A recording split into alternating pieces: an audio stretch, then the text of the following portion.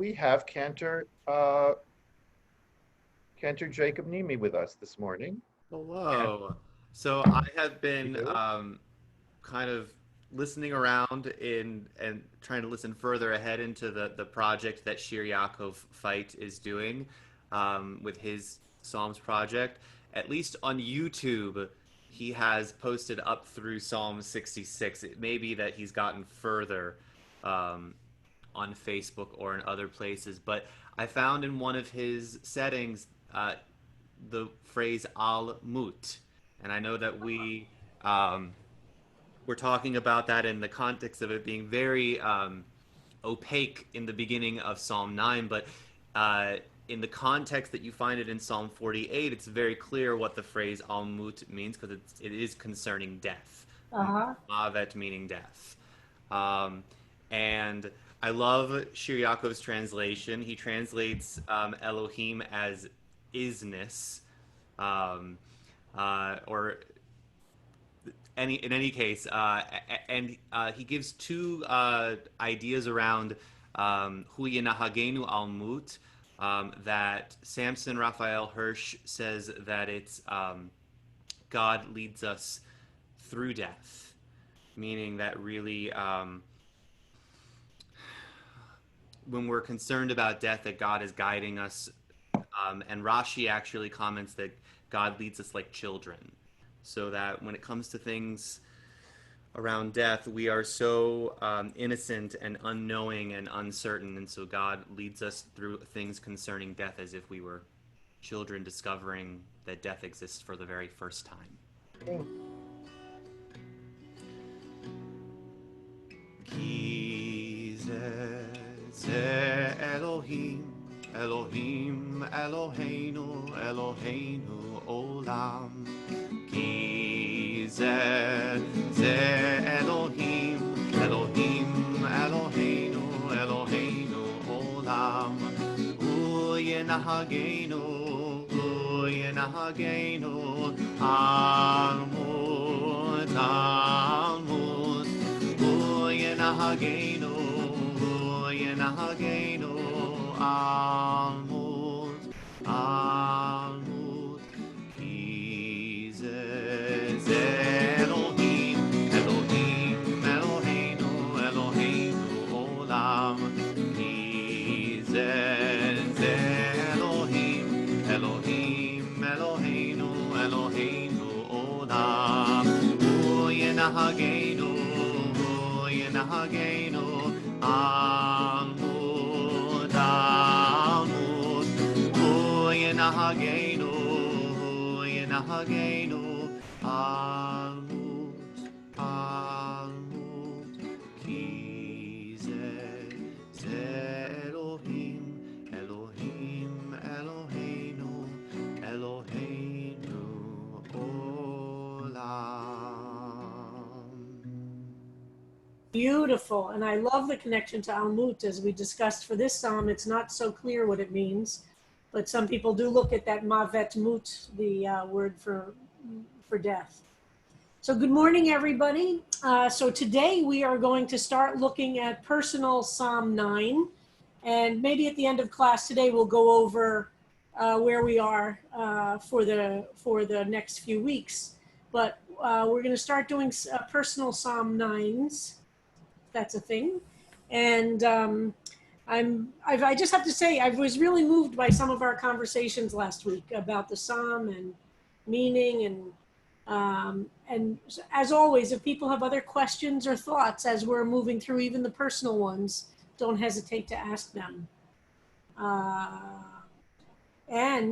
So who's up first? All right. We have a great roster again today. We are going to call on Sally Kopstein first, who really dug into the acrostic nature of this psalm. Sally, are you here? I'm here, Harold. Okay. Sally, tell us what you did or read it. Okay, I'll start by reading it. Okay. A solitary chorus. Hashkivenu, shelter us beneath thy wings, O Adonai. Guard us from all harmful things, O Adonai. O Adonai, heal us from COVID-19. Ahat sha'alti. One thing I desire is to dwell in your house all the days of my life. O Adonai, bring justice to the world. Vishamru. Let the people Israel keep Shabbat, making Shabbat throughout all their generations as an eternal covenant. O Adonai, give rest and respite. Enosh. Man, his days are like those of the grass. He blooms like a flower of the field. A wind passes by and it is no more. Its own place no longer knows it. But the Lord's steadfast love is for all eternity. O Adonai, remember us with love that is forever. Mila. Adonai, Adonai, God merciful and compassionate, patient, abounding in love and faithfulness, assuring love for thousands of generations, forgiving iniquity, transgression and sin, and granting pardon. O Adonai, bless us with compassion, strength, and hope. Wow, how creative. So tell us about writing this. Well, I've been searching for something that really jumped out at me. And in the class, we've had many discussions over individual words or phrases. So I had been waiting for a word or a phrase to resonate with me. And when I went over this psalm, what struck me was the word haven. It jumped out at me. And I had been thinking about maybe doing an acrostic. So I used the word haven for the acrostic. Ah, beautiful. Uh-huh. And the stresses of the COVID-infused days, staying healthy, staying connected, staying hopeful, have been very intense for me. Uh-huh. What I tried to do was look to the pieces of liturgy that are especially meaningful for me, and to put them into my writing. And then I wanted to make it a personal prayer to me, that not to me, but from me. So I really like the phrase "O Adonai," so I used that to continue it through my writing. Wow. So this is a fantastic example of what we've mentioned over and over again, that it's possible for one word to then become the springboard to dive deep. And this is a beautiful example of it, and of the kind of Gezerah Shava we discussed, where you take one word, and in your case, so creative to take the word haven, which is what means so much to you, create an acrostic, and then say, where would the prayers be that would become a haven for me? What builds that haven for me? And this is so honest and so deep and very, very, very creative. And then to bring it from all different places throughout liturgy, that you're creating this arc of protection by bringing these prayers out. And by doing so, you're creating a unique prayer of Sally's. Like, this is now your prayer. Yes. And this is exactly what the rabbis did in creating liturgy. I mean, you are in deep, deep tradition of doing this, of finding a theme or creating something and then taking pieces from different places and putting them and create a prayer. And that prayer for you, Sally, is an expression of this moment. That is incredible. I love it. I really love it. And very creative, and it shows going into the psalm in a totally different way, just by taking that one word and then seeing where it takes you. That's absolutely deep within Jewish tradition, and a great example of another way of doing the psalm, so to speak. And I liked your superscription there, which I don't remember it exactly now, but I like that your superscription refers to that sentence, that particular phrase. What does it say exactly? Hold on, I'm trying to get this up. Sorry, Harold. I used the verse. Yeah, so say it. A haven for the oppressed, a haven in times of trouble. Right, but didn't you say something about Psalm 9? Right, so it's kind of like that's the superscription. It's Yes. giving the reader some information. So you're reading the superscriptions like many read them, which is an information headline rather than part of your prayer. Totally within the psalm structure. Beautiful, beautiful. Cindy Levitz is next. So folks, and if you have responses, as always, put them in the chat because we want to make sure we can get through a bunch. But really, if there's something you're burning to say, let us know. Oh, Cindy, beautiful painting. Tell us. Sorry. Talk to us. Yeah. So, well, in the Psalm 9, I was the theme of justice and thinking about the scales of justice. Uh-huh. Oh, Is one of the main themes there, and then you can see the evil influences Uh-huh. brought down on that scale down there, caught in the net. And I have also, I don't know, me or representation of someone who's trying to think of God and search for holiness, being elevated on the scale and looking up. And then there's the lyre and music on the upper right as the Psalms. That's sort of the overarching things there. And then I have Shalom, because I'm in Hebrew school now. So and that's sort of the area of peace up there, and maybe that the hand of God, which is actually kind of strength in this drawing. And that's some of the things that I was thinking about when I was. And I'm struck by how the lyre itself looks like the shin of Shalom. Oh yes, I see that now. See, I didn't see that, but yeah. Beautiful. Right. So it looks a little bit like, or is it if the scales are, the evil is winning out a little bit of this? Well, the evil is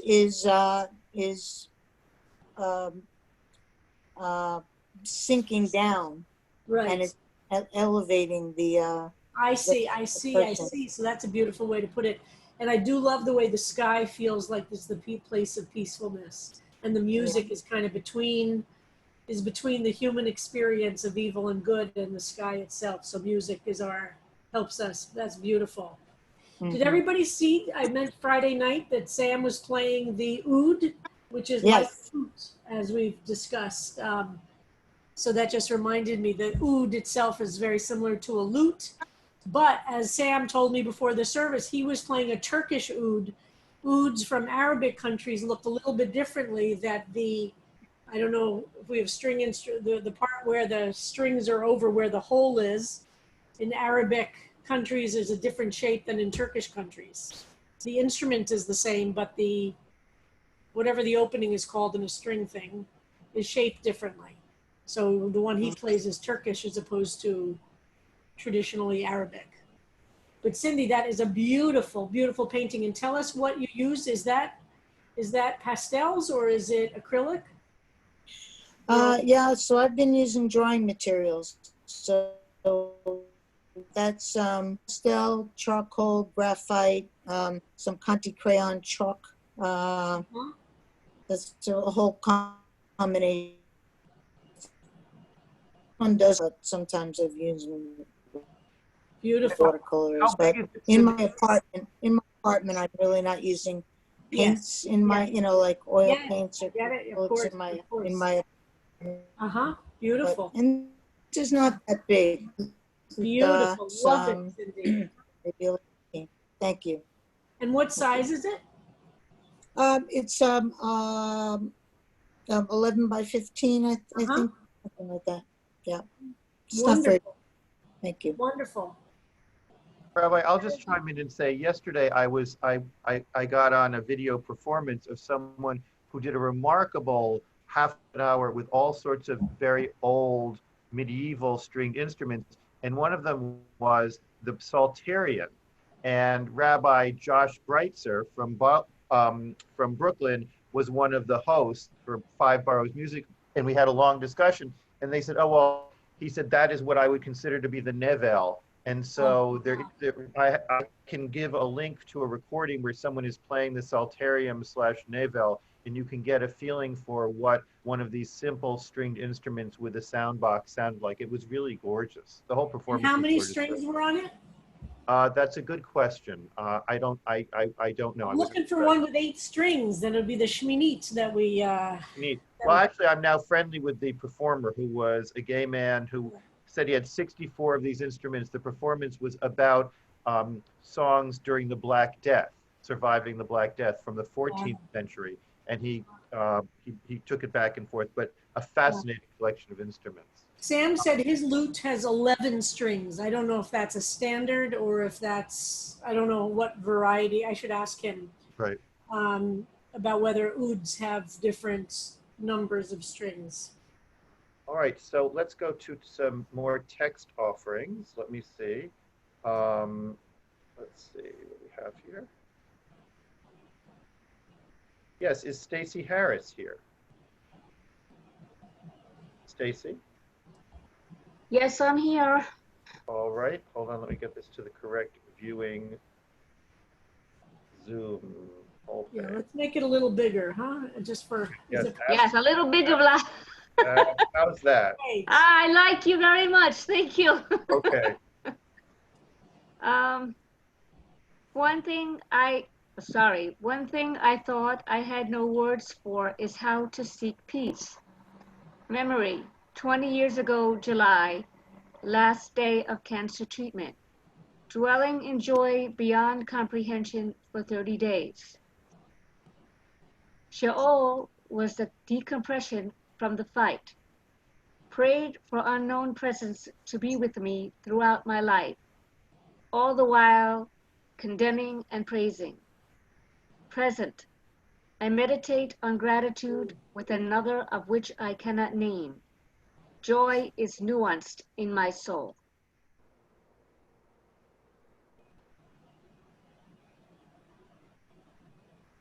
Do you want to? Would you leave that up there, Stacy? Would you? It's beautiful. Would you talk to us about it? Tell us about writing it. Tell us about the process. The process for me, whenever I write, I usually wind up writing late at night or early in the morning. So that's why I gave it in late. That's just my spark of inspiration does that. But I was thinking of in Psalm 9. I was thinking of Akacha'alti, the one thing that I asked of God to dwell in the house of forever and ever. And all my life I've been seeking a peace within. So and July just strikes it for me always, because that was really the end of my cancer treatment from Hodgkin's lymphoma, and the feeling of something. It was like a presence. I don't know what heaven is supposed to be like, but that expression of what heaven is, sort of like that you can't imagine what it is. That's what it felt like.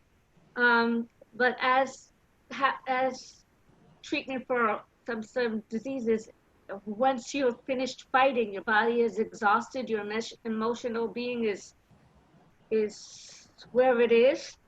And so I also I associated it with the prayer that we have, sing out your graces, says God, and love me, says God. Praise me, says God, and I love you. Condemn me, says God, and I will know that you love me. And lately I've been getting more into, and so in the present, I find that I'm doing yoga and some other things that I never in my life felt comfortable doing. So that's why I say I meditate on gratitude with another of which I cannot name. Joy is now nuanced in my soul. It's not like I'm so way up there that I can come down crashing. That's how I felt. Beautiful. So to say Sheol was the decompression from the fight. What an amazing sentence.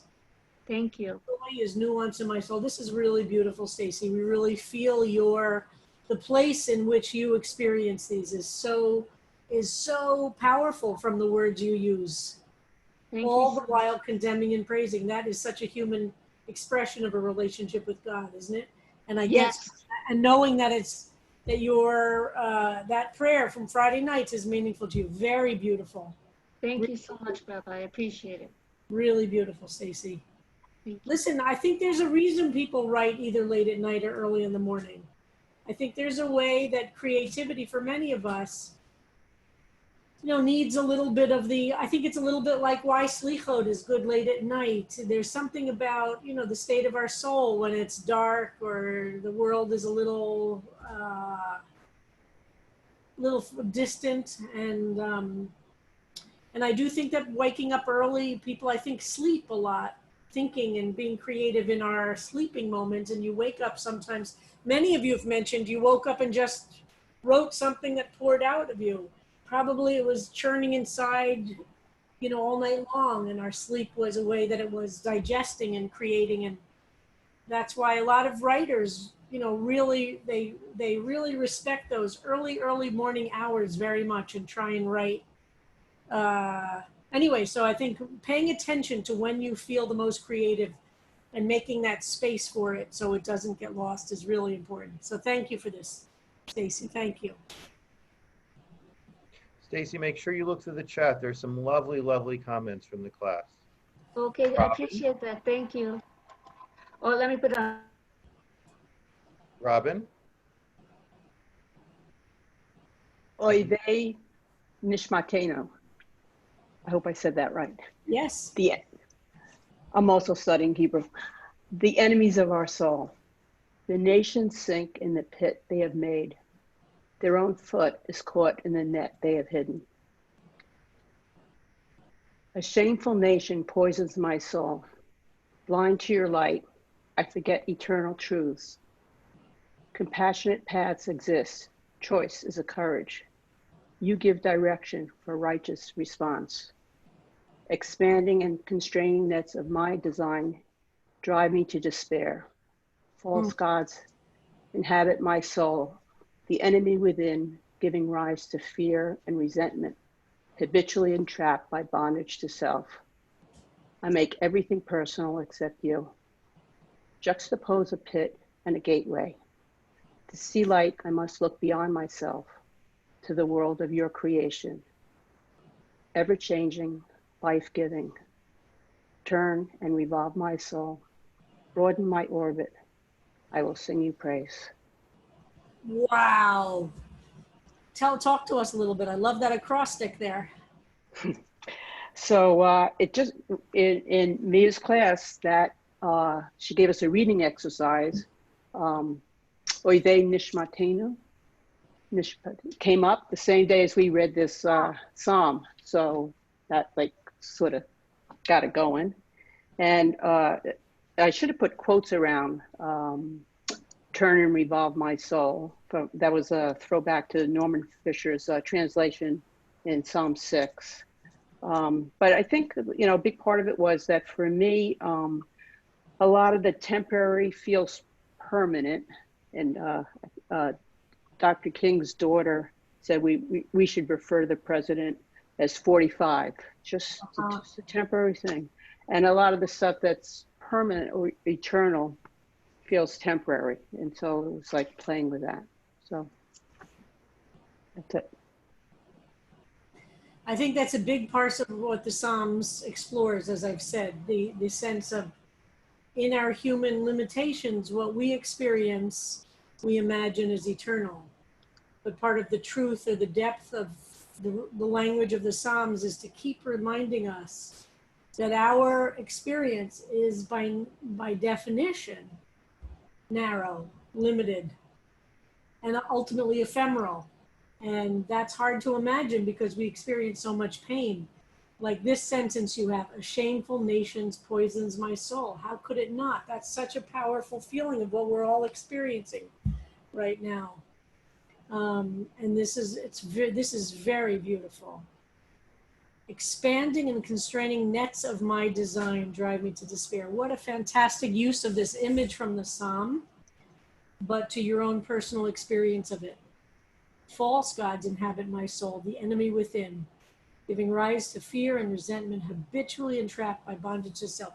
This is really so powerful, and what a beautiful reference to the Psalm itself.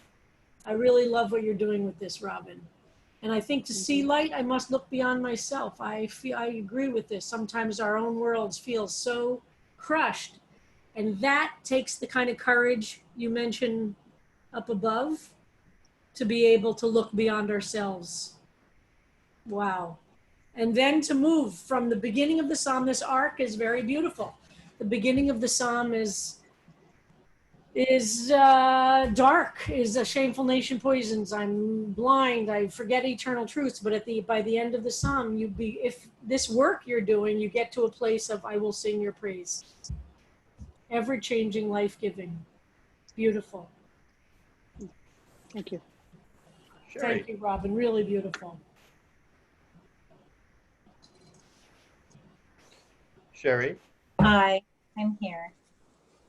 I actually have I have a lot of poems, but I'll read. I'm reading two of them. The first one is an acrostic as well, keeping with the program. Namesakes. Someone I knew died today. A scrappy Skian.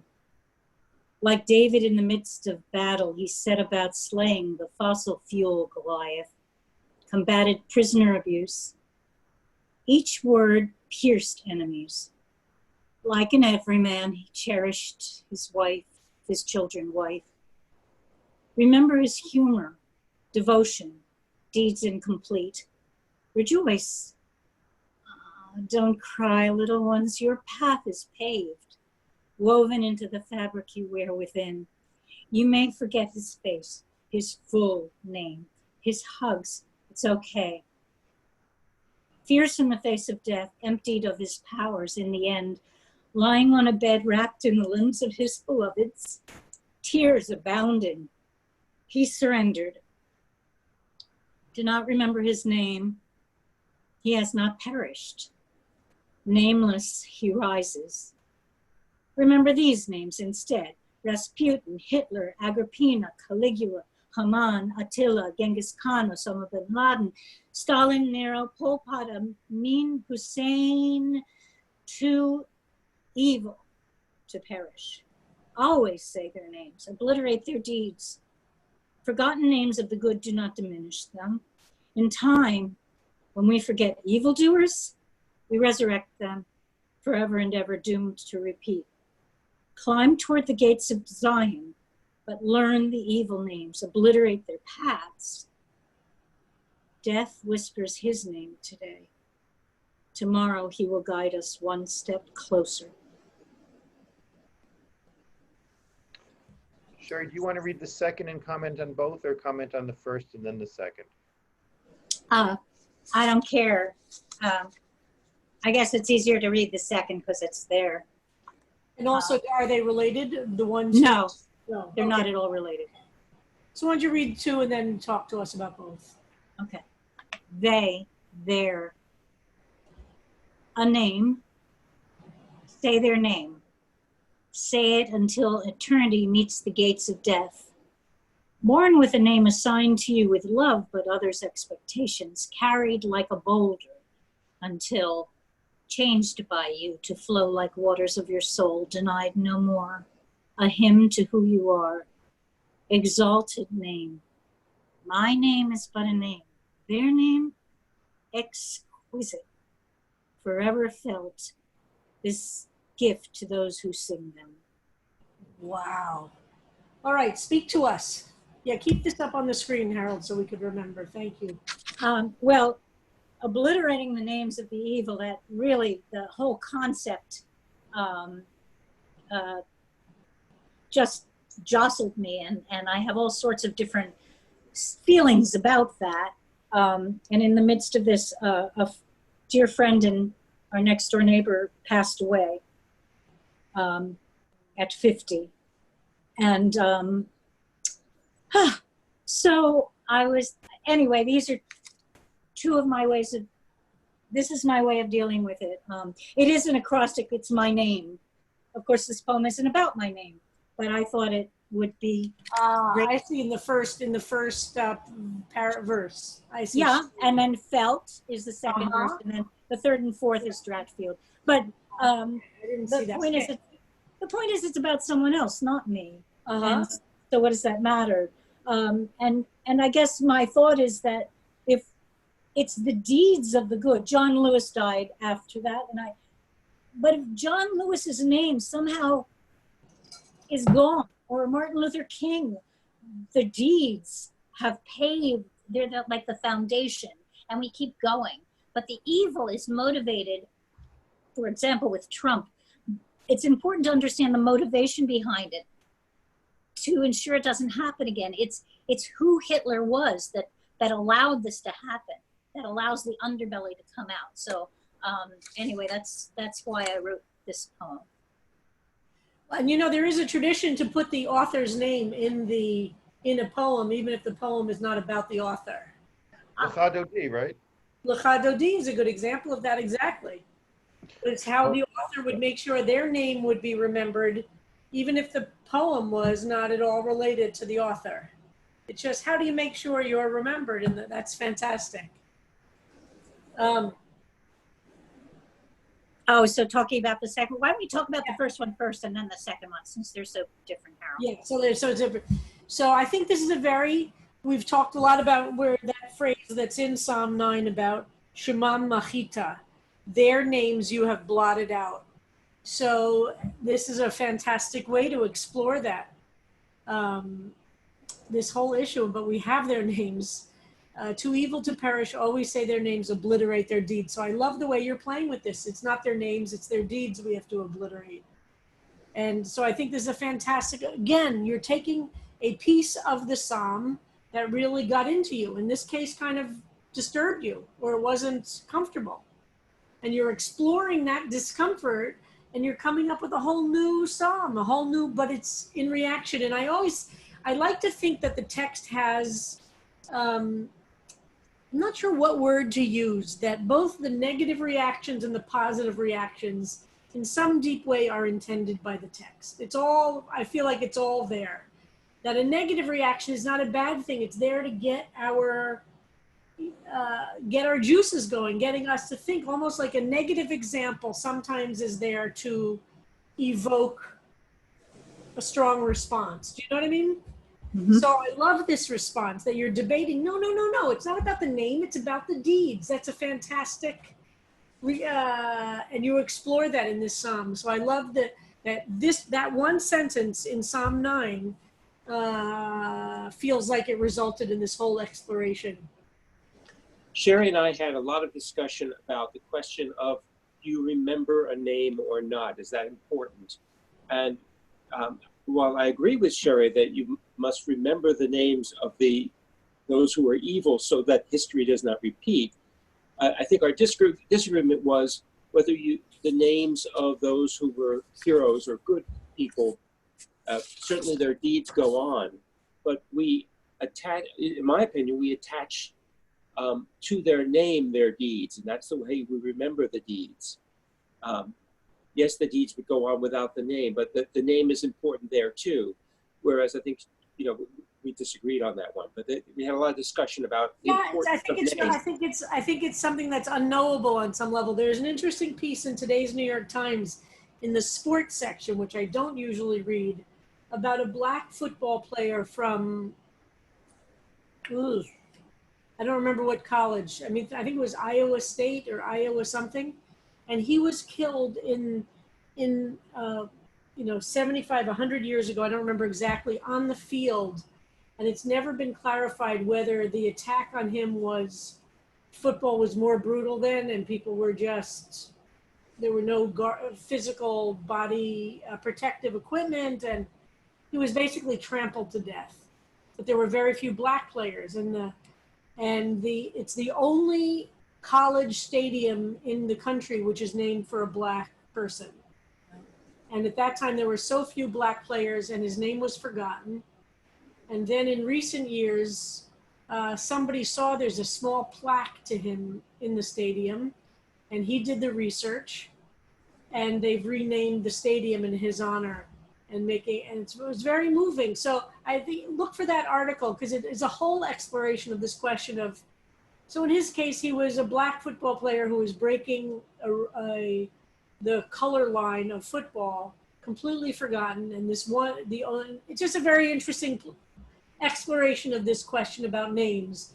And anyway, so I agree. I don't think it's totally clear, but explore Rabbi, meaningful for sure. I'm paging through the Times. I don't see it. If you can find a link, I can put it in the Facebook page. Yeah, okay, I read it actually in hard copy. Can you believe it?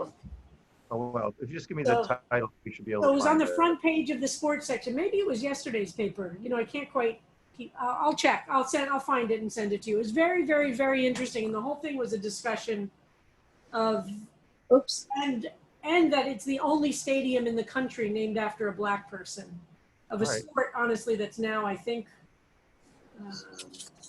Harold, Yes.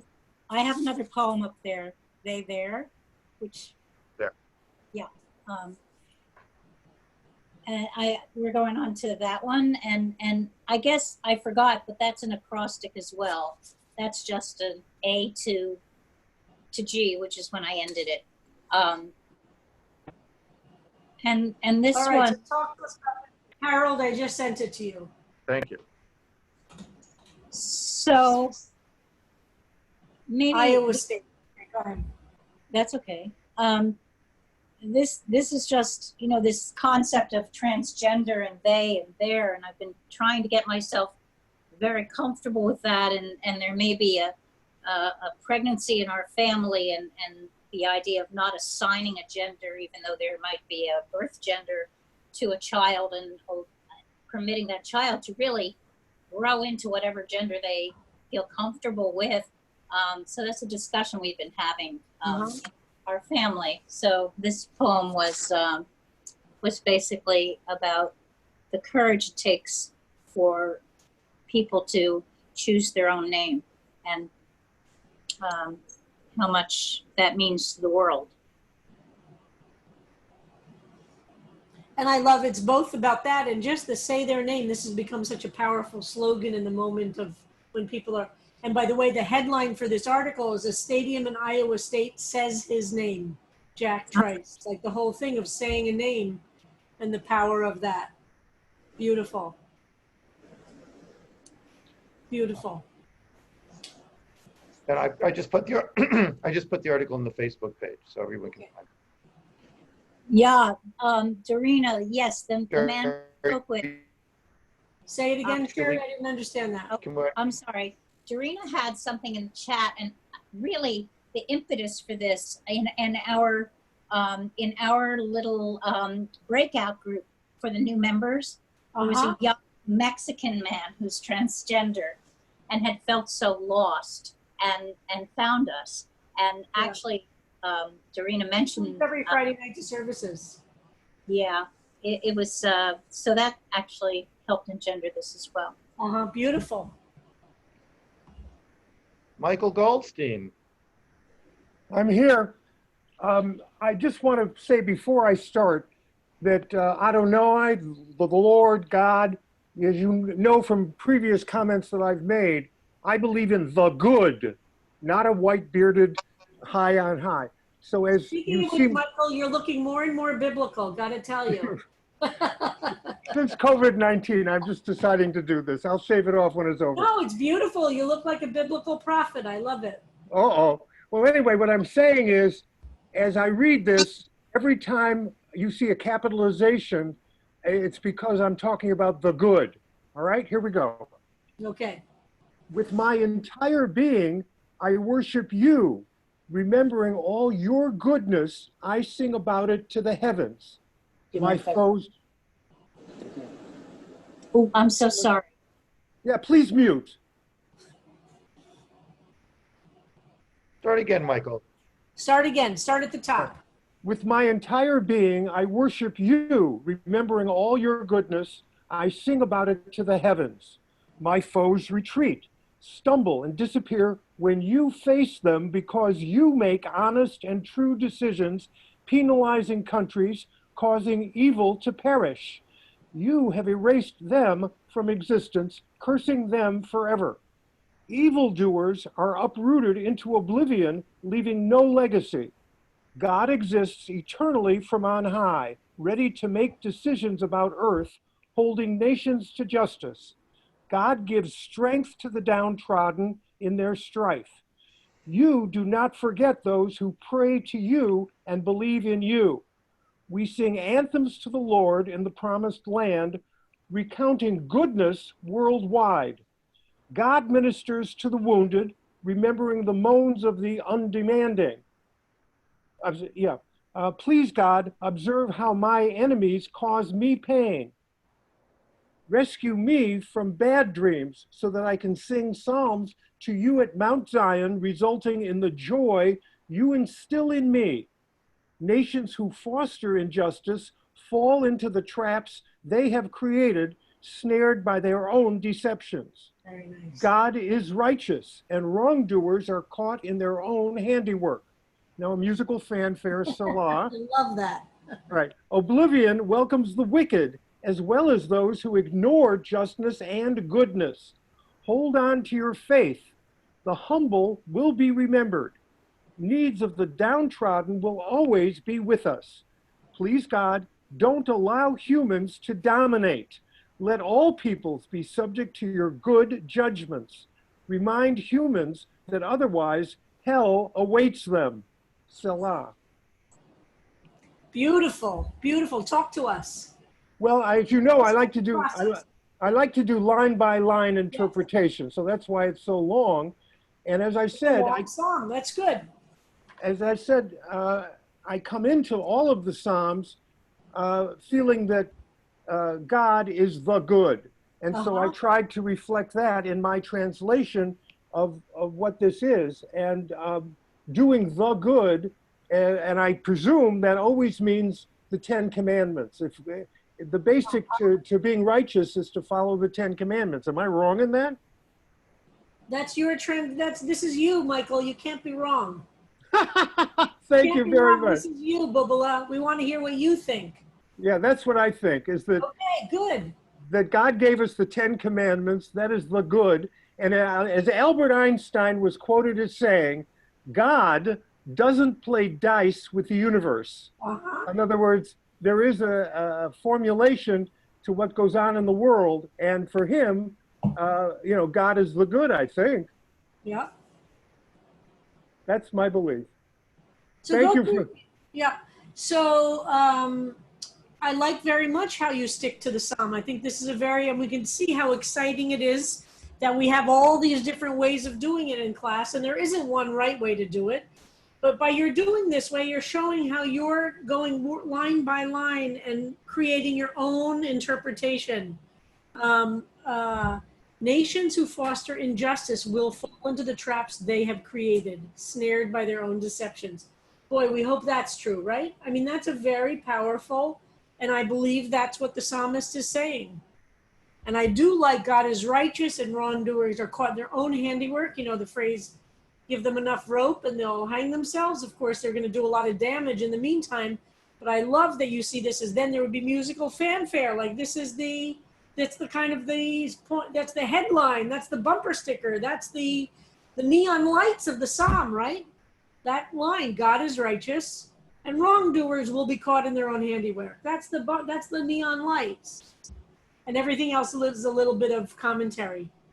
And the humble will be remembered. Needs of the downtrodden will always be with us. But that God is righteous and wrongdoers are caught in their own handiwork, you have there very, very dominant. And I think you're right that there's a big musical fanfare because that's everything else in your psalm is explaining that verse. So beautiful. And don't allow, remind humans that I think it's beautiful. I love what you do, Michael. I love that you stick to the psalm and you're really trying to work out each line. That's a really great discipline and beautiful.